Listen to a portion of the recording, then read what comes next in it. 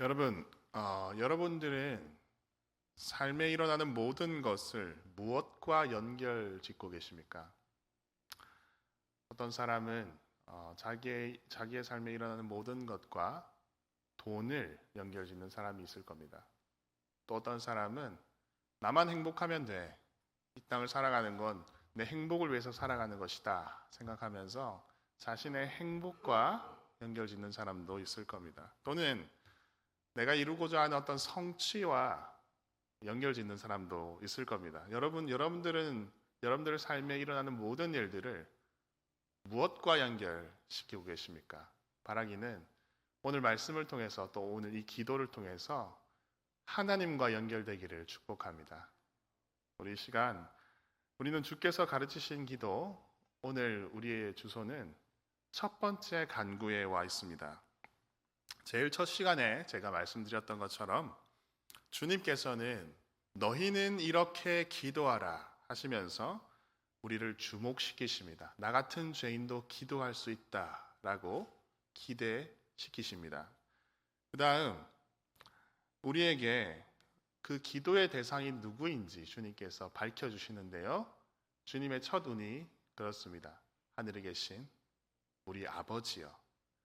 우리가 기도하는 대상이 우리의 아버지라는 사실을 우리가 지난번까지 강해를 통해서 우리가 들었습니다.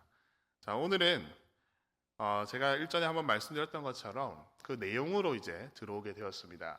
주기도문은 세 가지 청원으로 이루어져 있는데요. 먼저 세 가지는 당신 청원이라고 하여서 하나님과 연결되어 있는 청원이고, 그 이후에 다른 세 가지는 우리 청원이라고 하여서 우리의 밀접한 삶과 연결되어 있는 청원으로 나누어져 있습니다. 오늘 우리는 먼저 세 가지 당신 청원 중에 그 첫 번째 청원으로서 하기야 스테이터 호 오노마수, 즉 당신의 이름이 거룩히 여김을 받으소서라는 우리 이 기도에 머물러서 함께 말씀을 듣고 함께 기도하는 시간 갖도록 하겠습니다. 자, 오늘 우리가 이 기도문을 보면서요, 우리가 잘 알고 있는 종교개혁자 마틴 루터는 이렇게 질문을 했습니다. 하나님의 이름이 거룩하게 된다는 것이 도대체 무슨 기도인가?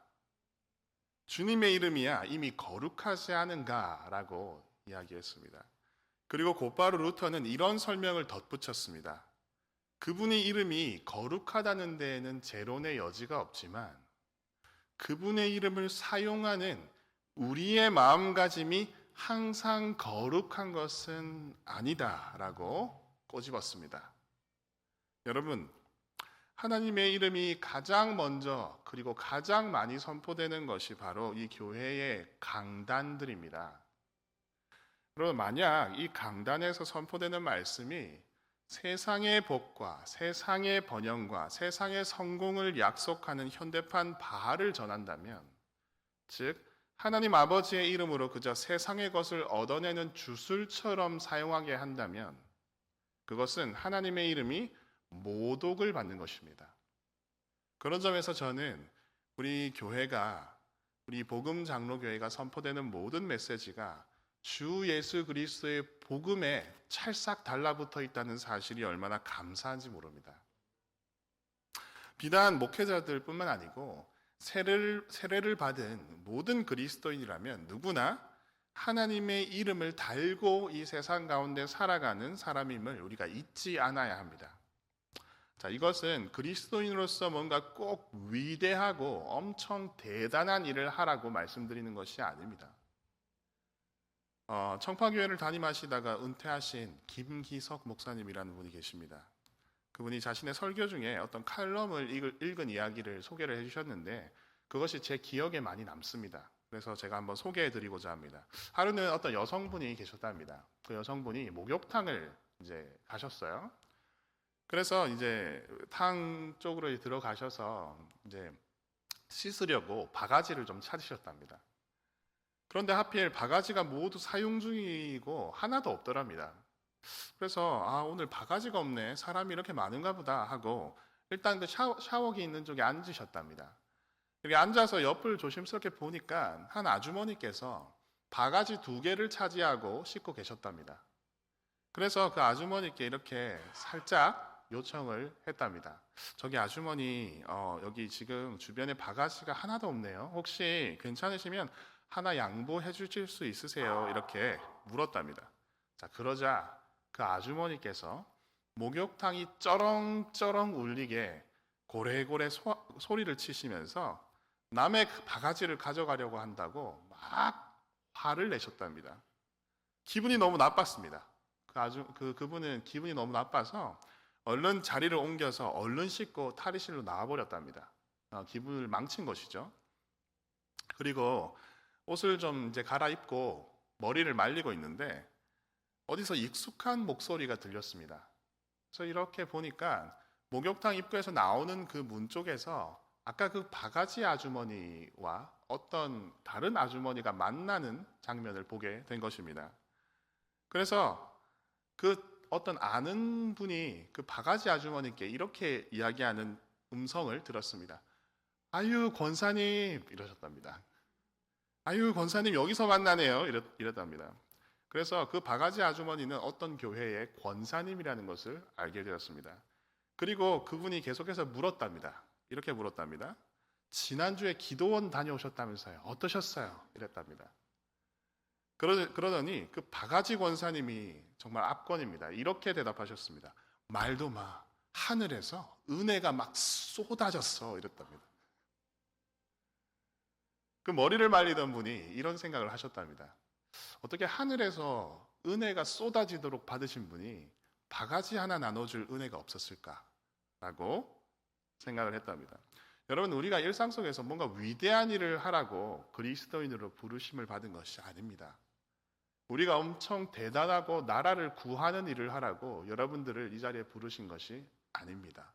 목욕탕에서 또는 마켓에서 또는 길에서 가정에서 여러분들이 속한 직장에서 어떠한 자리에 있든지 간에 매일 만나는 여러분들의 일상에서 여러분들의 하나님이 거룩히 여김을 받으셔야 합니다. 자, 오늘 당신의 이름이 거룩히 여김을 받으소서, 우리 성령 하나님의 도움을 통해서 과연 이 기도가 어떤 의미가 있으며 오늘 또 우리에게 어떠한 통찰을 주시는지 우리 성령 하나님을 의지하여서 한번 깊이 있게 나아가 보도록 하겠습니다. 자, 오늘 우리는 두 가지 차원에서 이 기도를 좀 살펴보고자 합니다. 첫 번째 키워드는 이름입니다. 당신의 이름이. 그리고 두 번째 키워드는 거룩입니다. 거룩히 여김을 받으소서. 그래서 당신의 이름이 갖는 의미가 무엇이며 그리고 거룩히 여김을 받는다는 것이 무엇인지 이 두 가지에 대해서 한번 의미를 생각을 해본 후에 우리의 기도에 적용시켜 우리가 어떻게 기도해야 되고 또 우리가 어떻게 살아가야 하는지 한번 생각해 보도록 하겠습니다. 자, 첫 번째입니다. 당신의 이름이입니다. 여러분, 곧 당신의 이름, 곧 하나님의 이름이 가진 성경적인 의미가 무엇일까요? 자, 해석학자인 앤서니 티슬턴이라는 학자가 조직신학이라는 책에서 출애굽기 3장 12절에서 14절 말씀을 주의합니다. 그리고 하나님의 이름이 가진 의미에 대해서 우리에게 명확하게 좀 소개를 해주는데요. 우리 출애굽기 3장 12절을 한번 같이 찾아보겠습니다. 출애굽기 3장입니다.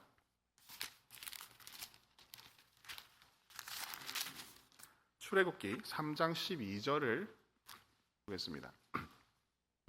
자, 우리가 읽기 전에 우리 티슬턴이라는 학자가요, 하나님의 이름은 나는 너와 함께 있는 자로서의 나다 라는 의미로 설명하는데요. 지금 무슨 말인지 정확하게 딱 안 올 수 있습니다. 그렇기 때문에 우리 출애굽기 3장 12절을 같이 읽고 나서 그것이 무슨 의미인지 다시 한번 우리 새기도록 하겠습니다.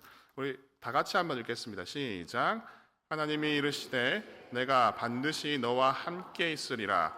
내가 그 백성을 애굽에서 인도하여 낸 후에 너희가 이 산에서 하나님을 섬기리니 이것이 내가 너를 보낸 증거니라. 아멘. 자, 여기 보시면요, 하나님이 이르시되, 하나님이 지금 말씀하십니다. 누구에게? 모세에게 말씀하십니다. 말씀하시는데 어떤 내용을 말씀하시냐면 내가 반드시 너와 함께 있으리라. 내가 반드시 너와 함께 있겠다. 이렇게 모세에게 말씀하십니다. 지금은 이 떨기나무 이 장면입니다. 내가 반드시 너와 함께 있겠다 이렇게 얘기하십니다. 그러니까 모세가 하나님께 물어봅니다. 네, 하나님, 당신이 나와 함께 한다는 건 알겠는데 혹 누군가가 당신의 이름이 무엇이냐고 물으면 내가 뭐라고 해야 됩니까? 우리 13절 다 같이 다시 한번 보시죠. 13절입니다. 시작. 모세가 하나님께 아뢰되 내가 이스라엘 자손에게 가서 이르기를 너희의 조상의 하나님이 나를 너희에게 보내셨다 하면 그들이 내게 묻기를 그의 이름이 무엇이냐 하리니 내가 무엇이라고 그들에게 말하리까. 자, 이 장면이 하나님께 이름을 묻는 첫 장면이고 하나님이 자신의 이름을 소개하는 첫 장면입니다. 아주 중요한 장면이죠. 우리의 신앙적으로도 그리고 신학적으로도 굉장히 중요한 장면입니다. 근데 여기서 보시면요, 모세가 물었죠. 하나님, 당신의 이름이 뭡니까? 당신의 이름을 좀 알려주십시오 라고 이야기하자 하나님께서 14절과 같이 아주 유명한 대답을 하십니다. 우리 14절도 한번 읽어보겠습니다. 시작. 하나님이 모세에게 이르시되 나는 스스로 있는 자이니라.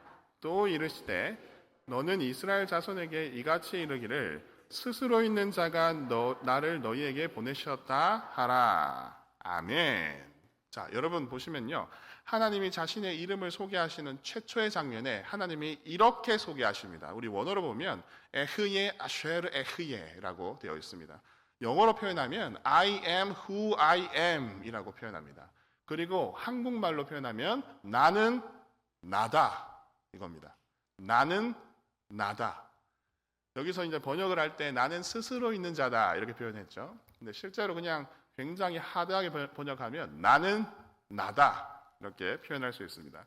그래서 아까 전에 우리가 12절에 보시면 나는 반드시 너와 함께하는 하나님이다 라고 하셨는데 그럼 이름이 뭡니까? 나는 나다. 자, 그러면 그 말은 아까 티슬턴이 얘기한 것처럼 나는 너희와 반드시 함께하는 자로서 나다 라는 뜻이 됩니다. 그러니까 하나님께서 스스로 밝히신 이름 자체에 나와 함께 하시는 하나님이시라는 뜻이 담겨 있는 겁니다. 여러분, 하나님의 이름에 우리가 오늘 간구하는 당신의 이름에 나는 너와 함께 하는 자다라는 그 의미가 담겨 있는 것입니다. 자, 그러면 예수님을 한번 기억해 보시기 바랍니다. 우리 예수님도 한번 보시죠. 마태복음입니다. 마태복음 1장 23절입니다.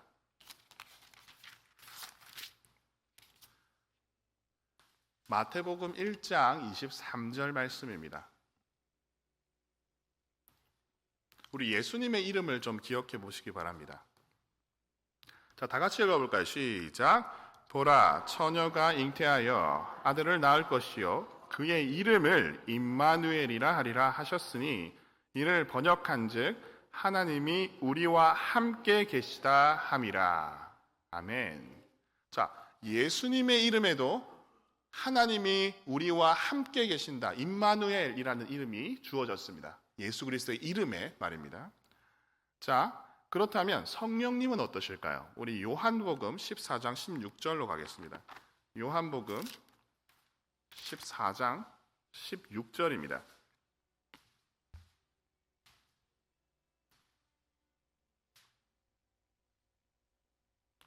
자, 16절입니다. 다 같이 보겠습니다. 시작.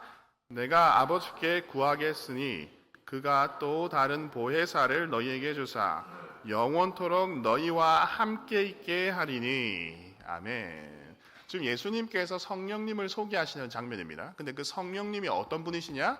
너희와 영원토록 함께하는 분이다 라고 소개하고 있습니다. 자, 그러면 정리해 볼까요? 여러분, 성부 하나님께서 우리에게 처음 밝히신 이름이 너희와 반드시 함께하는 의미가 담겨 있다고 했습니다. 그렇죠? 그리고 성자 예수님께서 이 땅에 오셨을 때에 받으신 그 임마누엘이라는 이름이 하나님이 우리와 함께 하신다는 의미를 가진다라고 얘기했습니다. 성령 하나님께서 우리에게 보혜사로 오실 때에도 영원히 함께 하는 분이다라는 의미를 갖고 계신다고 하셨습니다. 자, 그러면 어떤 뜻입니까? 그러니까 삼위 하나님의 이름 자체에, 삼위 하나님 이름 자체에 우리와 함께 하시는 분이라는 의미가 담겨 있는 것입니다. 따라서 우리가 당신의 이름이라고 기도할 때에 우리와 함께 하시는 하나님이라는 뜻입니다. 여러분, 저기 멀리 우주 어딘가에 멀리 계신 하나님께 우리가 기도하는 것이 아닙니다. 그 이름을 가진 것이 아닙니다. 여러분들이 하나님의 이름을 부르는 순간 하나님이 여러분들의 가장 밀접하게 계시고 함께 하시고 영원히 함께 하시는 분이라는 것이 우리 가운데 고백되는 것입니다.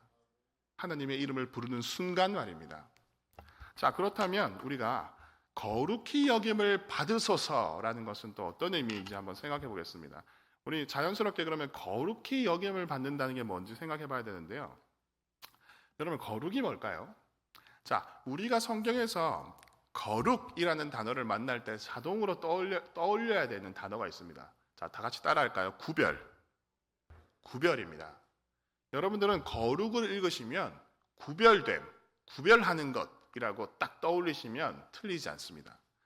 자, 여러분, 이 구별이라는 것은 마치 이런 겁니다. 마치 어머님들이 오랜만에 집에 오는 자식들을 위해서 맛있는 반찬을 구별해 놓는 것과 같습니다. 여러분, 제가 이전에 교회에 있을 때 어떤 장로님과 권사님 부부가 계셨습니다. 근데 그 두 분한테는 이제 슬아의 두 아들이 있었습니다. 장성한 두 아들인데요. 이제 독립해서 타주에 이제 살고 있습니다. 그러다 보니까 얼마나 보고 싶겠습니까? 그런데 이제 연말이 돼서 연말쯤에 연휴를 보내기 위해서 두 아들이 이제 각각 다른 주에 이렇게 퍼져서 살고 있는 두 아들이 이제 돌아온 겁니다. 연휴를 같이 보내기 위해서 집에 온 겁니다. 그리고 이 권사님이 아이들이 오기 전부터 얼마나 기다리면서 이제 시장도 보시고 막 갈비랑 이것저것 막 엄청 맛있는 걸 많이 딱 만들어 놓으시고 남편이 먹을까봐 숨겨 놓으시고 딱 이렇게 준비를 해 놓으셨습니다. 근데 자식들이 온 날 이제 애지중지 아껴뒀던 이 반찬들을 쫙 다 꺼내셨습니다. 그래서 상다리가 아주 그죠 휘어지게 꺼내셨습니다. 그런데 이 정작 애들이 자기네들도 오랜만에 만나고 막 부모님과 오랜만에 만나니까 밥보다 막 대화를 막 하는 겁니다. 이게 막 먹는데 집중 안 하고 자기들끼리 막 얘기를 많이 하는 겁니다. 근데 그 와중에 정말 얄밉게 남편 장로님께서 다 집어 먹는 겁니다. 그래가지고 그 권사님의 아들들이 입에 들어가는 건 하나도 안 아까운데 왜 이렇게 남편 입에 들어간 건 아까운지 모르겠다면서 저한테 막 그런 얘기를 하신 적이 있습니다. 여러분, 거룩하게 여긴다는 것은 자신의 자녀들을 위해서 반찬을 따로 떼놓는 것처럼 뭔가 특별하고 소중하게 여기는 것을 의미합니다. 생각해 보십시오. 성경도 그렇습니다. 성경도 우리가 하나님께 예물을 드릴 때에 하나님께서 이렇게 말씀하시죠. 너희가 거룩한 예물을 흠이 없고 깨끗하고 어린 순양으로 하나님께 드려라. 이렇게 구별해서 드려라. 이렇게 말씀을 하지 않습니까? 그런 겁니다. 그런 맥락에서 하나님을 거룩하게 여긴다는 것은 하나님을 모든 피조물과는 구별되게 그리고 무엇보다 존귀하게 여긴다는 의미입니다. 즉 하나님을 유일무이한 존재로 대우해드린다라는 의미가 됩니다. 자, 그렇다면 어떻게 하는 것이 하나님을 거룩하게 여기는 태도일까요? 자, 구체적으로 어떻게 하나님을 특별히 구별해 드릴 수 있을까요? 우리 박영돈 교수님이라는 분이 거룩함에 대해서 이 구별에 대해서 이렇게 통찰했습니다. 하나님과 연결 짓는 태도이다. 내 일상에 일어나는 모든 일을 하나님과 연결 짓는 태도. 하나님과 연결되어 있으면 우리가 구별되겠죠. 그래서 우리가 만나는 모든 삶의 자리를 하나님과 연결지어 생각하는 태도를 말합니다. 예를 들어서 우리가 뭐 경제적 사정에 대해서 우리 경제에 대해서 많이 고민을 하고 생각을 하지 않습니까? 우리 연결지으면 어떻게 될까요? 우리 잠언입니다. 우리 잠언 30장. 우리 잠언을 한번 찾아보시죠. 잠언 30장 8절입니다.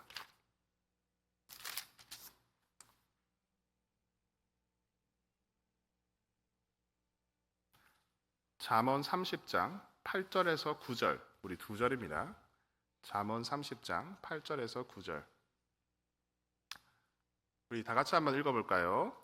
시작. 곧 헛된 것과 거짓말을 내게서 멀리 하옵시며 나를 가난하게도 마옵시고 부하게도 마옵시고 오직 필요한 양식으로 나를 먹이시옵소서. 혹 내가 배불러서 하나님을 모른다 여호와가 누구냐 할까 하오며 혹 내가 가난하여 도둑질하고 내 하나님의 이름을 욕되게 할까 두려워함이니이다. 여러분 여기 보시면요, 잠언 후반부인데요, 이것을 기록한 사람의 이름이 아굴입니다. 그래서 우리가 이것을 아굴의 잠언이라고 많이 부릅니다. 여러분 이 경제적 사정에 대해서 지금 연결짓는 모습을 보십시오. 결론이 이겁니다. 자족하겠다는 겁니다. 무슨 말이냐면, 하나님 저 너무 부하게 되기도 싫습니다. 너무 가난하게 되기도 싫습니다. 제가 물질 때문에 하나님을 잊어버릴까 싶기도 하고, 또는 너무 가난하여서 하나님의 이름을 모욕할까 싶기도 합니다. 그렇기 때문에 하나님 차라리 저를 그냥 너무 부하게도 마시고 너무 가난하게도 마시고 자족해 하여 주옵소서라고 간구하고 있습니다. 하나님 저에게 주십시오, 주십시오, 먹여 주십시오 이렇게 하는 게 아니죠. 하나님과 연결지으니까 경제적 사정에 대해서 이러한 태도가 나오게 되는 것입니다. 여러분 자신의 모든 부와 자신의 인생을 하나님께 맡기고 있는 이 아굴의 태도를 통해서 이것이 바로 거룩한 삶의 태도입니다. 구별되는 삶의 태도입니다. 그러니까 하나님과 연결하는 태도입니다. 경제적 사정에 대해서. 자, 그렇다면 우리가 우리의 삶에서 고통이 있을 때, 고통 중에서는 어떻게 연결 지을 수 있을까요? 우리 조금만 더 보시죠. 시편입니다. 시편 3편을 한번 보시겠습니다. 잠언 전에 우리 시편이 있습니다. 시편 3편 1절에서 2절입니다. 이것은 다윗의 시입니다. 우리 다 같이 한번 읽어보겠습니다. 시작. 여호와여 나의 대적이 어찌 그리 많은지요. 일어나 나를 치는 자가 많으니이다. 많은 사람이 나를 대적하여 말하기를 그는 하나님께 구원을 받지 못한다 하나이다. 여러분 이 시편 3편을 보시면 여러분들이 보시는 이 위에 이 표지로 박스로 되어 있는 이 표지를 보시면 다윗이 그의 아들 압살롬을 피할 때 지은 시라고 되어 있습니다.